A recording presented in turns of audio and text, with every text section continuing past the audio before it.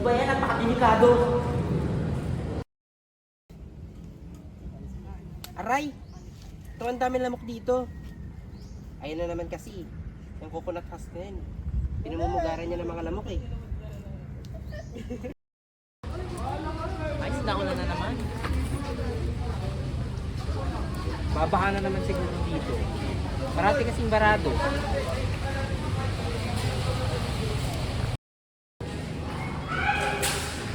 Ito na naman.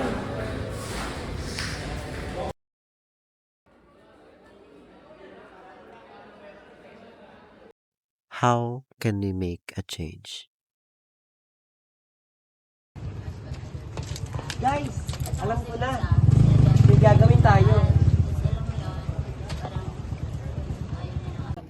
Inside our buildings, the cardboards are actually just a temporary solution.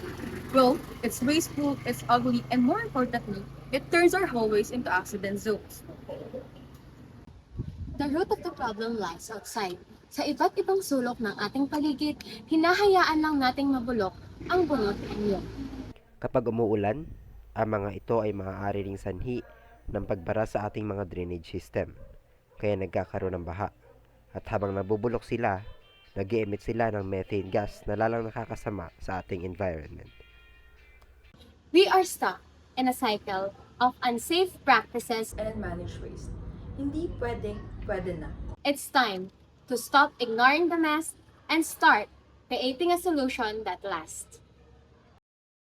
And here we go. We are proudly presenting Coco Martin. Love, joy, hope. As a student of Cavite State University, we collaborated with the Extension and SACA since they are also having a problem with coconut husk, and that's also one of the problems we want to solve. The transformation begins with collection. We clear various areas of our campus and community from scattered husk, immediately eliminating health hazards. Next is extraction and fabrication. We process the raw coconut husk to extract high-strength coir fiber, which we then weave into durable, high-friction mats designed for long-lasting use. Don't worry about the leftover. We ensure zero waste. We cleaned up after we made the mats. Then, the leftover cocoa peat and excess fibers can be used into an organic mulch. Everyone can donate these to our local farmers to help improve soil quality and retain moisture, directly supporting sustainable agriculture. Sir, tapos na po. By making Coco Martin, we aren't just choosing a cleaner floor. We are choosing a cleaner planet. We are proving that with innovation, waste is nothing more than a resource waiting to be rediscovered. Early results of our campaign show a significant decrease in organic waste in our target areas. More importantly, we have sparked a conversation about circular management among our peers. Siguro kasi dahil pag pumapasok ako sa mga ganun, minsan nagmamadali na ako. Tapos pag nagmamadali ako, madudulas na ako. Tapos ang isa din, ang pangit niya tingnan sa daan. Nung nakita ko yung coconut mat, hindi na ako nadulas, tapos nakita ko ang ganda niya sa labas. Kaysa dun sa madumi na nakakadulas. So, salamat po.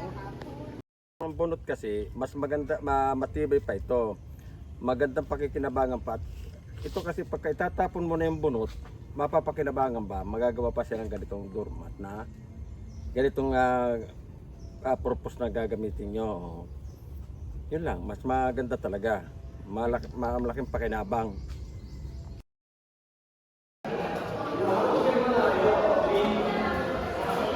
We bring love for our community safety.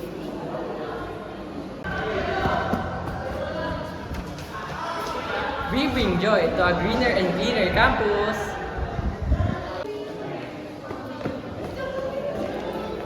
And we bring hope for a sustainable tomorrow. Sustainability starts here. You don't need to be expert to start a circular project. We just have to start picking up what we find.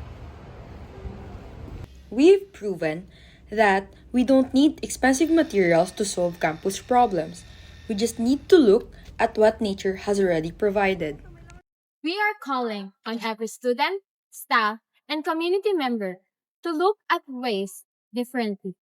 Let us move away from the culture of disposable and step into the culture of renewable.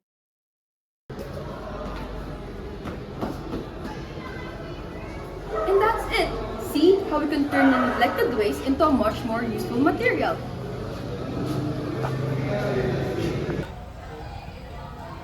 Don't just walk on it. Be part of the movement. Step into sustainability.